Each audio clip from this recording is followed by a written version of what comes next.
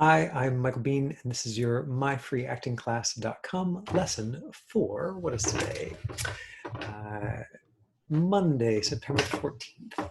Today, we're going to be covering camera technique, talking a little bit about the Actors Challenge monologue that was assigned last week, and then looking at a couple of short scripts. We've changed the time, so now class runs 4 to 4:30, and maybe that was not advertised as well as it could have been because today we've just got Moira joining us. Hi, Moira. There she is. Uh, but now you know. So class is 4 to 4:30.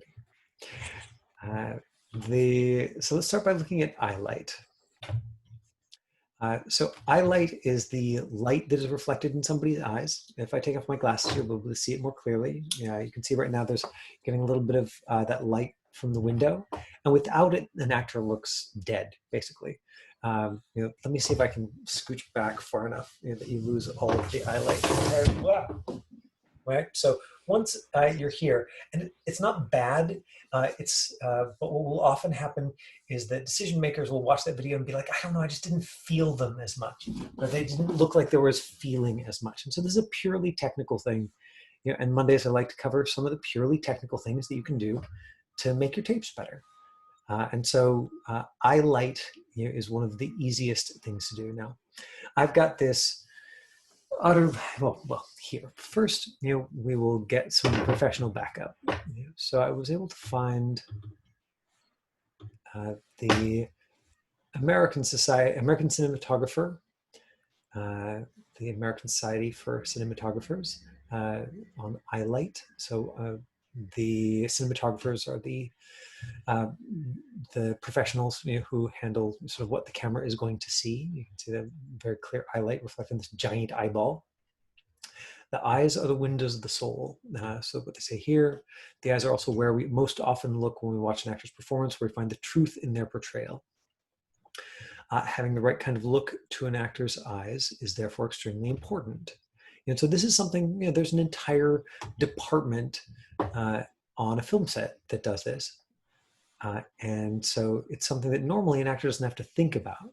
It's taken care of for them. But this eyelight, regardless of what it looks like, here we go. The eyelight we're talking about is, the eyelight we're talking about is the specular mirror-like reflection of light in the eye. A character without this light can be said to appear dull, lifeless, intimidating, scary, or even dead. A sparkle or glimmer in the eyes, however, gives the character a touch of added life and helps draw the audience into the performance. So this isn't just some random person posting this on the internet. This is the American Society of Cinematographers, the website. So I'm not just making this up. This is a very important thing to be thinking about.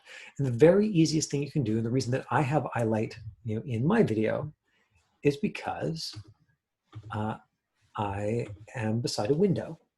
And so that window is large enough that it's giving me sort of like a diffuse light. There isn't like a big shadow in the background, and it's reflecting in my eyes. That's the easiest thing you can do, is just like scour your house for any piece of blank wall that has a window in front of it, and then place your camera or your device so that the window is directly behind the device. Now, just as a demo, I brought in this completely boring, utterly normal desk lamp, which you'll see I've added diffusion to. So diffusion is what they do on a film set if they don't want the light to be too harsh or they want to soften it up a little bit. And I found when I shone this desk lamp directly in my eyes, it was a little bright for me. So I took a 2-cent clothespin and a torn piece of paper and put that over top. So if you're like, oh God, I don't have the equipment, like it doesn't have to be fancy equipment. I think I've said this before. One of my students who has the very best lighting setup for at home uses a box of Christmas lights that are still in the box and just puts them on the table directly beside her device, pointing at her face, because it's a lot of light, but it's kind of spread out, so it's quite warm. So you'll see after my white balance gets a second to readjust. Now I have a much brighter, much clearer highlight. It's also making me warmer. Right, it was the other light was sort of a bluer, whiter light, and this is like a warmer light. That's going to have an influence on the way people think you're feeling, and you might think it's silly, But if decision makers are only watching the first 15 or 20 seconds of a video, then this is important. And it doesn't require big equipment to get to the point where you are doing skilled work, or your work is appearing more skilled because you're giving it time. Hi, Artie. Nice to see you. Welcome to the brand new time. I kept on clicking 3:30, 3:30. Oh, I'm sorry. I wondered if I should have gone on at 3:30. All the way down to see it's at 4. Yes. I'm like, all right, got it. And so tomorrow I'll make sure to log on at 3:30 just in case some folks haven't gotten the memo. Okay. So the next thing that I wanted to, so then quickly we cover framing. Framing is what the camera sees, and all of this is review at this point for those of you, but you get it over and over and over again, and hopefully it gets easier. So the frame for an audition typically is medium close-up, which is just the top of your head, down to just below your armpits, a little bit of space on each side. So you don't want to frame like this, and you don't want to frame like this, and you don't want to frame like this. Super straightforward. So it's eyelight. Eye line is the line between your eyes and what you're looking at. Basically, you want to split your eye lines between one side of the camera and just the other side of the camera. So I'm currently looking at a laptop. Basically, if I'm talking to a person, I use the zoom window and I maneuver that over to one side so that I'm looking at the tiny little thumbnail right at the top, because that's closer to the camera than if I look down here. It's not a huge difference, but there's me looking at the little thumbnail and there's looking at my face in the bigger screen. So I will drag that window over to exactly where I want the eye line, and then I'll use a little icon in the other corner of the screen as the other line. So it's like, this is most of my dialogue, this is most of my dialogue. Hey, what are you doing here? Get out. Okay, and now I'm gonna go back to talking to this person. If I'm having a conversation with somebody on this side, I can choose to be right in the center, or I can give them a little bit of nose room, right? So talking to you, talking to you. If I do this by accident, talking to you, ends up being very distracting. If I place my eye lines too far away from camera, then talking to you, it doesn't matter how wonderfully expressive my ear is, it just doesn't tell you how much about how I'm feeling. So, those are the sort of camera basic setups. We've talked so much about sound in past lessons. You can go on to the myfreeactingclass.com website and find that. Right, if you scroll down here, so the video archive, you'll be able to see those past lessons. You can search up Michelle Krieber, who's our voiceover expert, came in and talked about different microphones. I think she spent a whole lesson just on that. And then to the short script that I wanted to show you today. So I've got a couple of fun options. Let me pull them up. Let's do the more complicated one because we've got just a few of you. So this is from a show called Motherland. Now, Motherland is a show that's shooting here in Vancouver. This is a particularly challenging and interesting scene because these are the actual audition sides, but there was no dialogue for the actor. So the actor who auditioned for this was somebody who was taking one of my classes, and she doesn't have any lines in it. There's an FYI piece, which is for your information. We can look at all of that because we've got that little bit of extra time. We've got a couple of lines here from Tally and Garrett. Where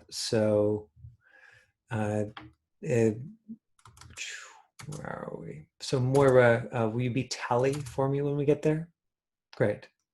So Moira, you're the jealous girlfriend, and RT, you're going to be the clueless boyfriend. But those actually aren't the character that we're looking at, or that for the audition. But just so you get to have a little bit of fun, you can unmute yourselves when we get there. So let's take a look at this. This is from the TV show Motherland, which is about witches. Like if witches were real, and there's sort of like the army of witches. right? So they're in like witch boot camp, and like learning witch things to fight other witch battalions from other, like, I mean, and this is a real thing. Like they might even be like going to their second season now. I'm not sure if it's been released. I haven't followed that much, but it is shooting here in Vancouver. So I believe it's a CW show, so it's one of those ones, where everything's really important, and there's kind of some of the eyebrow furrowing, and people have amazing cheekbones. Here we go. So, Zoanna. Thankfully, Artie, when we get there, you just say her name however you like. Motherland, episode 1004. So this is season 1, episode 4, production draft. This is FYI, or for your information. Always read this part if you can, because it's going to give you information about the character. It's going to give you information about the scene. It basically saves you from having to invent things. Exterior, the outdoor lawn, dusk. We open on the most decadent outdoor party you have ever seen. At the center is a mahogany dance floor that sparkles, surrounded by tables with various rare, colorful fruit arrangements at their center. Abigail, wearing a skin-tight black bandage dress, sits at one of the better placed tables, playing with a maroon spider-like flower. When she touches the center of it, it closes around her finger. Tally sits next to her in a yellow halter dress with a sheer top, and the flower ring Garrett gave her prominently displayed. They're being served by the men, each wearing colorful jackets that shows their individually unique assets, who put plates of different succulent aphrodisiacs in front of them. We see giant oysters, blood-red pomegranates dripping juice, and vibrant, plump figs. Just then Rael comes running in. She wears tuxedo pants and a form-fitting tuxedo jacket with no shirt underneath, and a silk bow tie slung around her neck. Her hair is slicked back, and she wears smoky eyeshadow. We've never seen this side of her before. She is stunning. She takes her seat next to the girls. You can tell it's a CW show because they spend a lot of time talking about what everybody looks like. Right? It's important to them, and you can see it reflected in the writing, that everything be pretty, or sexy, or whatever it is that they're going for in the show. FYI pieces give us that. It also gives us the location. Abigail and Tally and Rael are the three leads, or three of the leads in this show. Now here's just a piece that when I helped somebody audition for this, I cut and paste into here so that we had it to look at. Casting director was Tiffany Mack. Must play 18-ish years old. Cut between scenes. This is normal. It's very, very unusual to run scenes continuously. If so, it'll usually be marked directly on the sides. It'll say, keep going, and there'll be an arrow. But otherwise, you can always count on them cutting between scenes. Please wear a cute dress or skirt if you have one, something you can move in. She's not necessarily spiteful or catty. She's just fun, attractive, and having a blast at the party or dance. Maybe probably attracted to Garrett. Makes Tally feel threatened. We'll figure out the blocking of scene 2 in the audition room. Let us know if you have any ideas. So if there was any sense that they've got it all figured out before you get there, they actually in the breakdown said, we'll figure out the blocking of scene 2 in the audition room. Let us know if you have ideas. So you can bet that the actors who came in really prepared with a sense of what that physically should look like had a competitive advantage there. So here was the actual scene. Tally's face suddenly drops. Something that I forgot to mention. The reason men here is all in capital letters is because this is the first time we've seen them. Abigail, we've already seen her in, right, this is scene 17, this is act 3, so we're already well into the show. Garrett, we've already seen her. All these other characters whose, Rael, the characters whose names are not capitalized, they haven't seen them. We have seen them before already in the show. Anytime it's the first time you see a character, their name, or in this case, just whatever their title is in the script, is going to be all caps. Tally's face suddenly drops. Garrett's flirting with some cadet in a much too short dress. We'll call her Joanna, feeding her strawberries. Tally doesn't know what to do. Right, so if you're the actor, they said start, so if you're being fed strawberries, by some charming man, Tally walks over to Garrett, who's still talking to Joanna, and slips her hand into his. We're leaving. Garrett is confused, but loving this. This is you, Artie. Oh, sorry. Sure, Joanna, I'll see you. Tally to Joanna. That's doubtful. Sorry. Natalia is pulling him away before he can finish until we're outside the enclosed area where we have some privacy. Okay, so you're being fed strawberries by this guy who's then still talking to you. Then his girlfriend walks up, and takes him away. You don't have any lines that are written here. Scene 2, exterior dance floor, the outdoor lawn night. Part early American folk dance, part mystical Irish stepping, and part modern musical chairs. The reel is a raucous and sensual dance whose spirit brings everyone to the floor. Girls dance with boys dance with girls dance with boys, girls dance with girls. Everyone dances with everyone. In quick cuts, we see Garrett dancing with Joanna, twirls her around, but then he hears Tally's laugh and watches her dance, moving from partner to partner joyously. Instantly jealous, now he can't take his eyes off of her, nearly dropping Joanna. So we've got the feeding strawberries and the partner coming and stealing you away. And then we've got Moira. So we don't have anybody else to demo this. Will you be my demo? Would you feel brave today? Or do you feel frozen by technology? Do you feel brave today, Moira? Are you willing to help me out? Excellent, good. So you're going to need to stand up because, or actually, no, you can stay sitting for the first one. For the second one, you'll be standing. So for the first one, you should probably unmute yourself, and just adjust your camera down slightly. There you go. Now, currently you're leaning on the desk, which changes your body posture, into relaxed, or which on camera is going to look like bored or like you don't care. Unless you want to like really lean into him, which you totally could do if you wanted to, use body posture that tells us like, tell me more. Try it. Like put an elbow on it. On the lean in. Good. Right, so you could try that. Basically what you want is something in the shot physically that tells the story, so you don't have to. You don't have words in this, and we don't want you relaxed and casual. We want you like fun and sparkly. So in a moment, but not yet, I'm going to ask you to do something that's going to feel weird. I'm going to ask you to stand up and jump up and down a bunch to get your heart rate up, and you can do that off where the camera can't see us.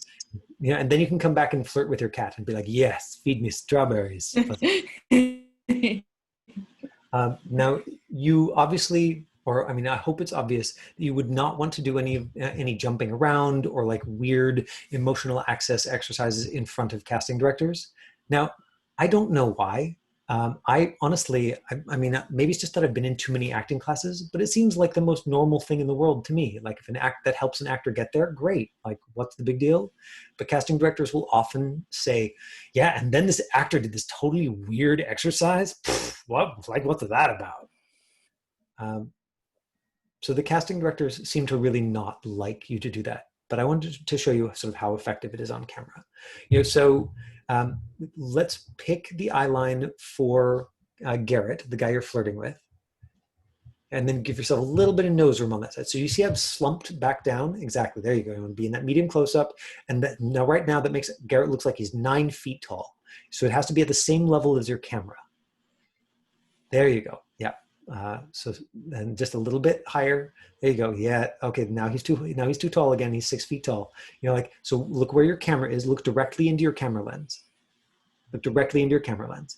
And now just go off to the side, like 10 centimeters, 15 centimeters there. Okay. So if it's at the same level as your camera, and obviously like her eyelight's not great, anybody who's watching the video, but the framing is right and the eye line is right. Yeah, and so all it would take is a desk lamp and she'd be good to go. Well, and we'd have to take away the map of the world behind her. But that's doable. That's really doable. Can we lose the cat?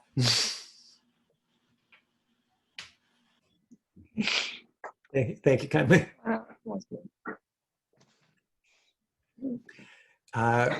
right? And so lean in, lean on that hand, look at Garrett, who's on the other side of the camera, right? Don't let the other arm lean on the table because you don't want it to get relaxed and casual. You look at Garrett and smile, and then we want to ad lib probably, just add like a couple of words, 2 or 3 words maximum, so you could add a laugh. You could say, no way, oh, wow, really, something.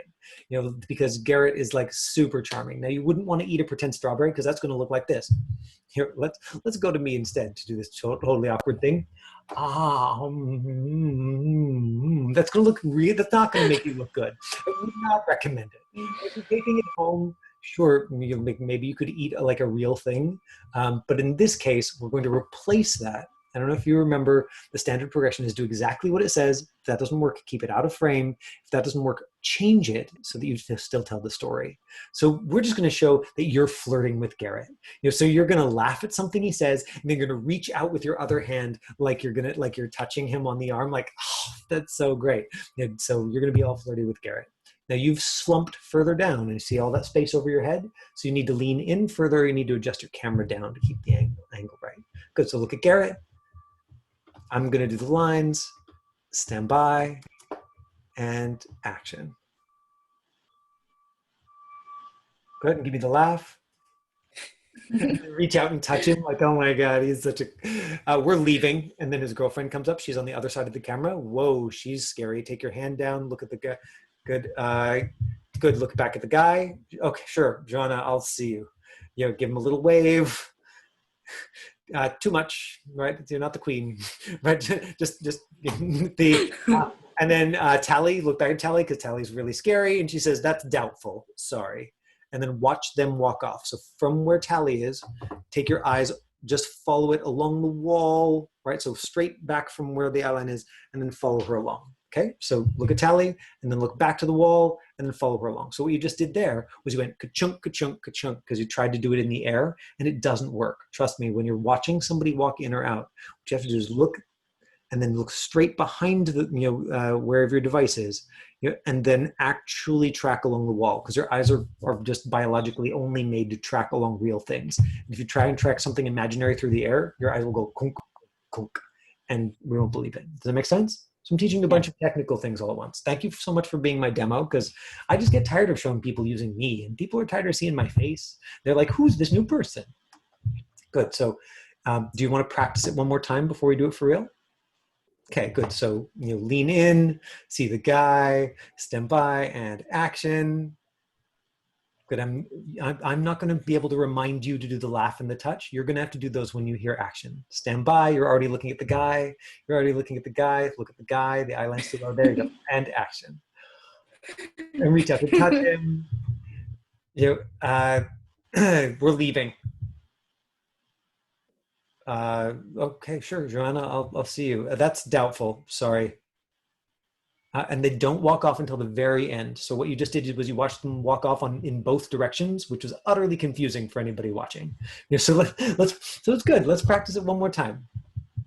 Good. So one more time, you're leaning in, you're seeing the guy, stand by, and action. We're leaving. So sure, Joanna, I'll see you. That's doubtful.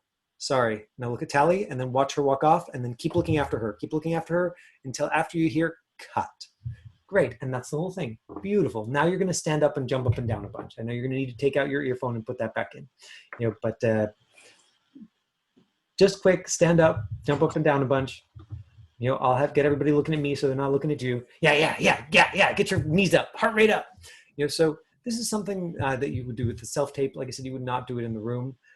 But she's flirting with the guy, and so if we just get her heart rate up, then that story is going to be told without her having to do as much work for it.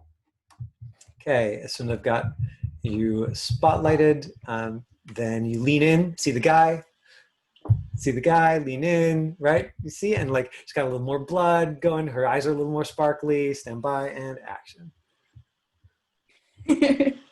We're leaving. Sure, Joanna, I'll see you. That's doubtful. Sorry. Cut. And anybody watching that would just think you were a better actor because it was more alive.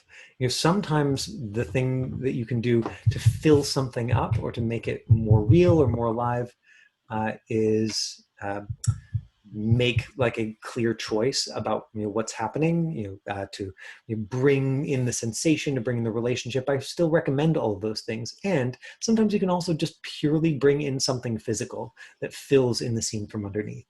Right now, if we were going to do the dancing scene, and maybe we'll let you both off the hook because neither of your cameras are set up for standing. What we would want is it's like you're dancing with somebody, he's twirling you around. Now obviously I wouldn't recommend being like, whoa, yeah, hey, you're twirling me, because we're going to see that your arms are empty. Remember that basic thing of try exactly what it looks like, what it says, then keep it down below the frame. But you could do some kind of fun dance moves, just something simple. It says, you've got lots of options here because it says folk dance, Irish, something mystical Irish jig, and musical chairs. So really, like, you can do anything you want for the dance because they've given you so many options. But the point is just to do something. The actors who go in and are like, I don't know, tell me what to do, are the folks who go in and say, well, I've got something, let me show you what I've got, going to come across more professional? In my opinion, yes, they are. And so the thing is just to try it a couple of times on camera so that you don't feel awkward, or so that you know that it doesn't look awkward. It may still feel slightly awkward when you're doing it for real. There we go. That was today's lesson, Eyeline, and breaking down a script from CW's Motherland. Thanks for showing up, both of you. Thank you. So tomorrow at 4, Thank right? you. Every day this week at 4, and I'll post that everywhere right now. Okay. Have a great day. Bye. Thank you. Hey, it's Caden. Hi, Caden. Bye. Bye.